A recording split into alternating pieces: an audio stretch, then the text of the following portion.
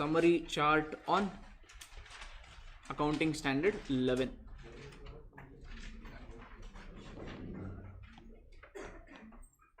First is what? Meaning. What does this standard cover? It covers what? All transaction done not in INR. Can I write for our understanding? Is it okay? Done not in INR, meaning foreign currency transaction. Any transaction done in any other currency other than INR is what this chart covers. Instead of meaning, you can also write the word scope if you want. That is the scope of the standard. After that, what did we learn? After that, we learned some. In fact, write this as scope only. We'll write the meaning later.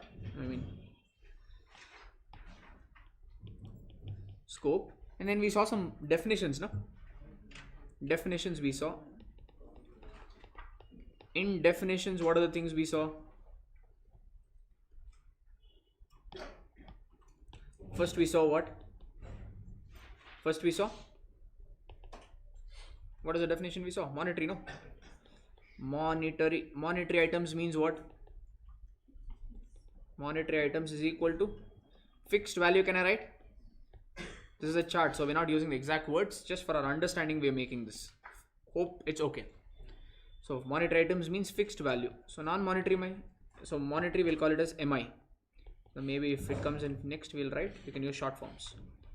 Next is NMI. That is non-monetary items. NMI. Non-monetary items means value fluctuates.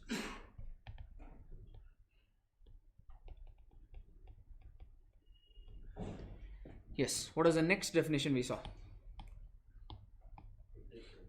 We saw integral, no? Integral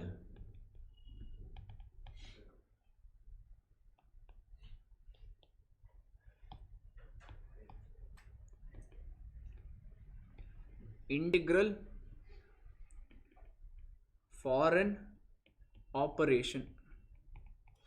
IFO, not UFO. IFO means what? Branch is your extension of head office, or can I say strong connection with Indian unit? Is that okay?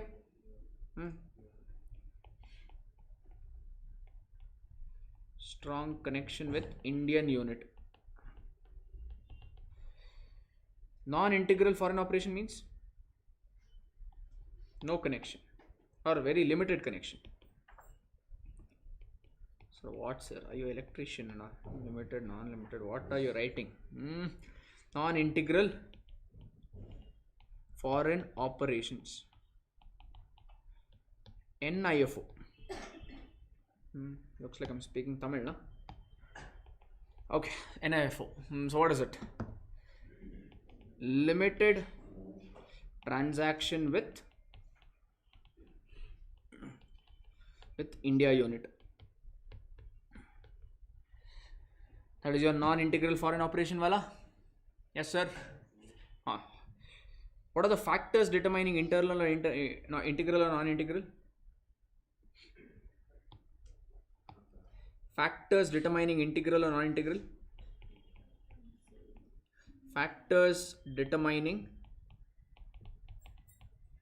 IFO. Factors determining, we'll write NIFO. That's what they had given, right? So easy to remember that way. What are the factors? What are those factors, guys? Don't remember, oh? One, it should be what? One should be autonomy, independence. That foreign operation should have a high degree of autonomy, meaning they do whatever they want. They will not listen much, just like you. Okay. Yes. So they have a subsequent degree of autonomy. Afterwards, what? After that? Transaction, NIFO. That means limited proportion, correct? Limited transaction with what? With India unit. That is one. Did they talk anything about finance? So what is the finance? They raise their own finance. They raise own finance in local currency.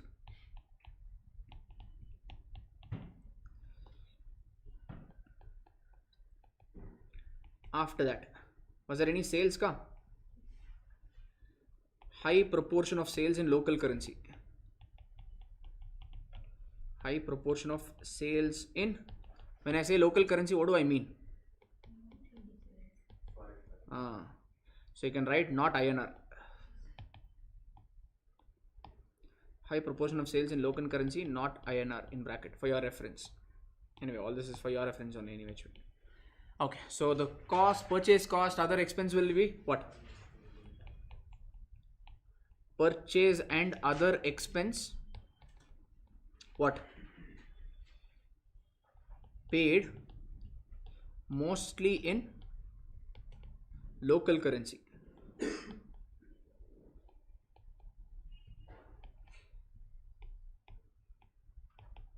Meaning not INR.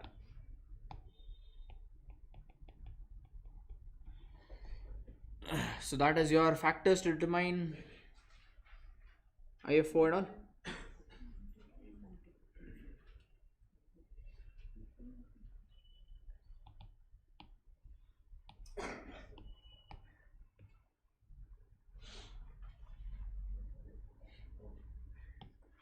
Next, after the definition, what did we cover? After the definition, what did we cover?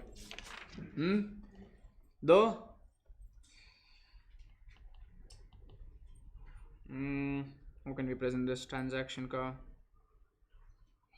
We'll say accounting treatment.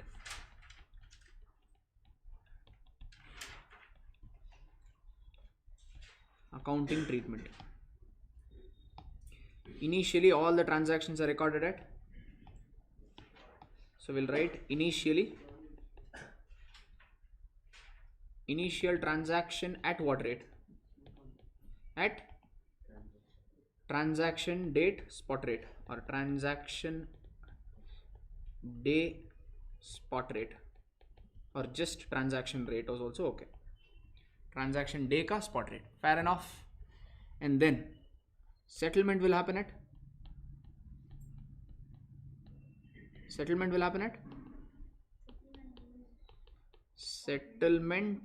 days spot rate.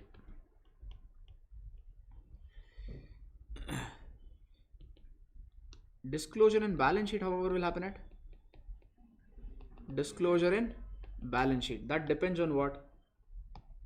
Whether it is a MI, that is what? Monetary item. If it is a monetary item, then closing rate. If it is NMI, non-monetary item, then we have to check how that NMI is valued, whether it is valued at cost. If it is at cost, means we will use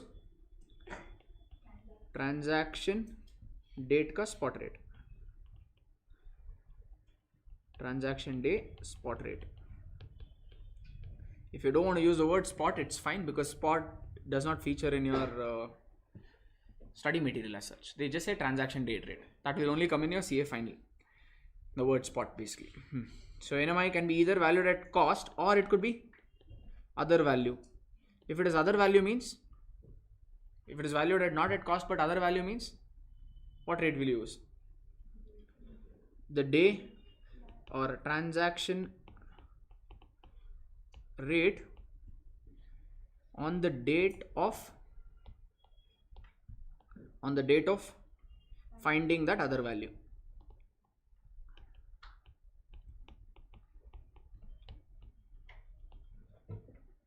Yes, it's okay. Yes, sir. So this was your disclosure and balance sheet, correct? Accounting treatment. How about exchange fluctuations?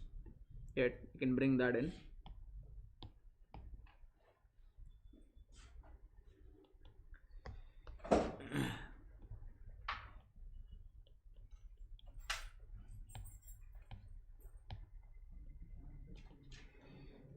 Sir, we don't have space.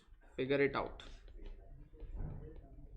Exchange fluctuation. What do you do with exchange fluctuation, guys? On these exchange fluctuations, what do you do? Or maybe here also can we bring in 2 points?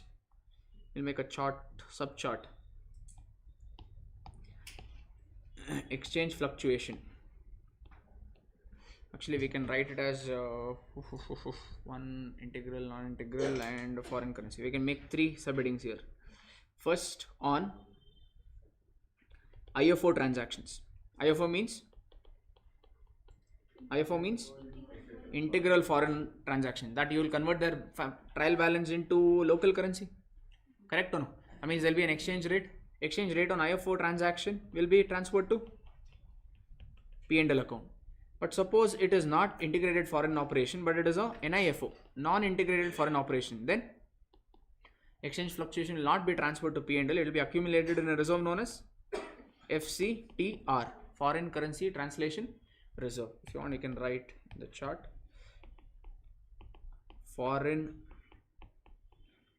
currency translation reserve, that is FCTR. Till when will you maintain this FCTR? Till you sell off that investment. Or you can say close FCTR when investment in non-integral foreign operation is sold. Close FCTR means where it will be transferred to? It will be transferred off to P&L. In bracket you can write transfer to P&L.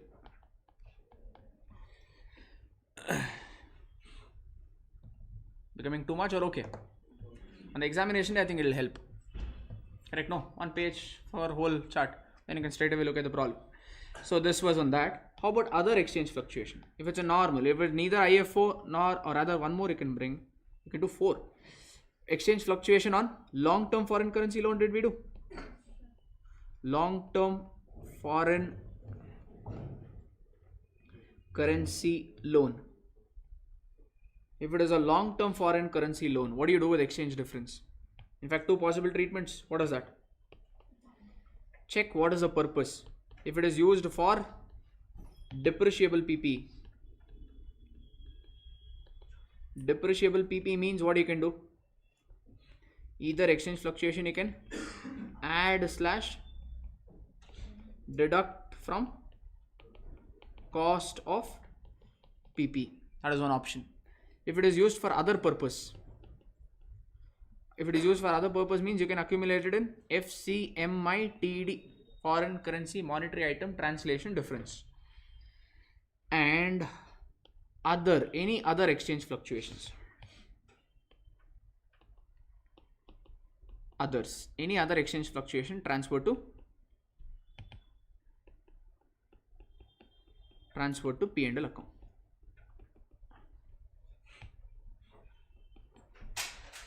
Okay, this was for exchange difference. Next, oh, it's looking quite big now. Next, I think we can cover exchange rate, or if you want, you can make it in separate page. I have space, I can go on. Another one is conversion of IFO and NIFO. The conversion rate. In extend this only or next page, that's fine.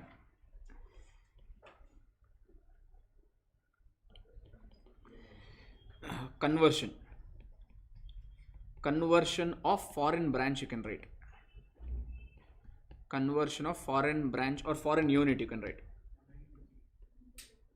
Branch / unit. For foreign currency branch or unit, first we have to check whether it is integral foreign operation, mean IFO. If it is IFO, all monetary items at MI at closing rate, all non-monetary items NMI at what? Cost or IFO. Can we say what? We can give a reference. 1 second, hang on.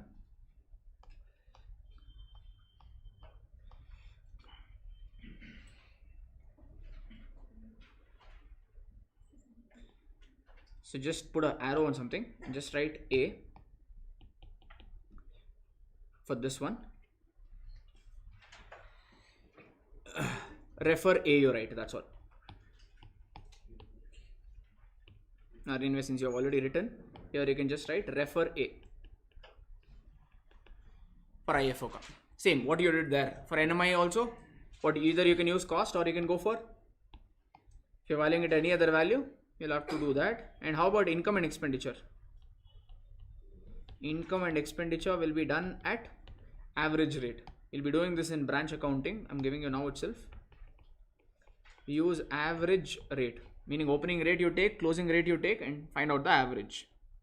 And last one, exchange difference to, that we already written, but still we can call out here, exchange difference to P&L account. However, if it is a NIFO, non-integral foreign operation, then MI, monetary item, and NMI at closing rate.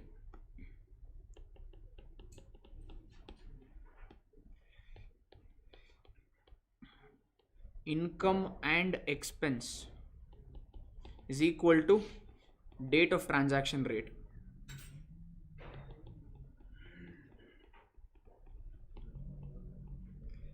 Exchange difference you transfer to FCTR, foreign currency translation reserve. We already wrote this, right? And close FCTR when the investment is sold off. That is your NIFO. That's all, guys. That is your summary chart on AS11. Hey, that's all. What is that? Big deal.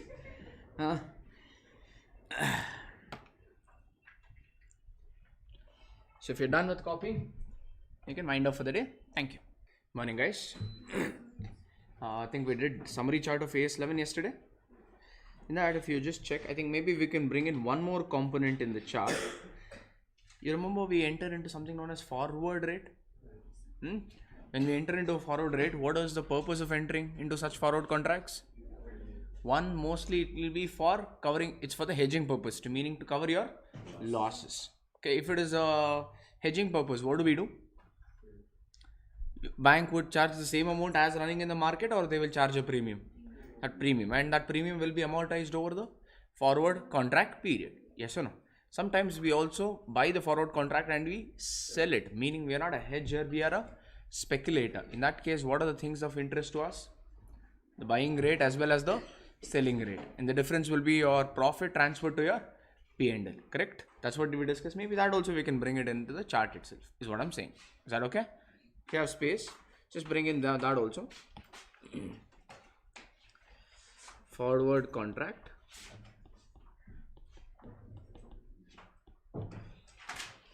And then write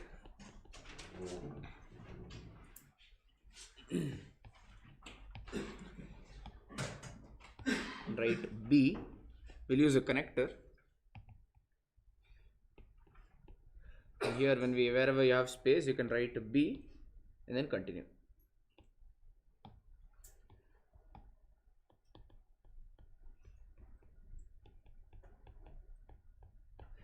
So if it is a forward contract, what do we need to check? Whether it is for hedging purpose or it is for speculative purpose. Correct? If it is hedging purpose, what do? If it is hedging purpose, what do? Find premium on contract. How do you find premium on contract? Forward rate minus spot rate.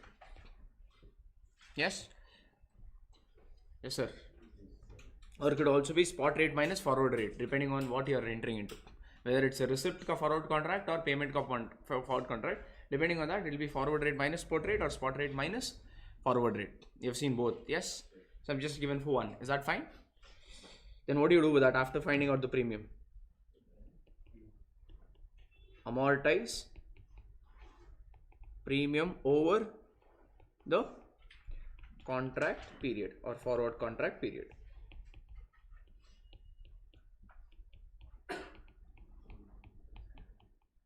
Correct? This is what we have to do if it's a hedging. If it's a speculative purpose, what do we do? If it's a speculative purpose, what do we do? First, find out what? Find out profit. Find out profit slash loss, which will be what? Selling rate minus forward contract rate. That will be a profit. And what do you do for the profit? Transfer profit or loss to P&L account.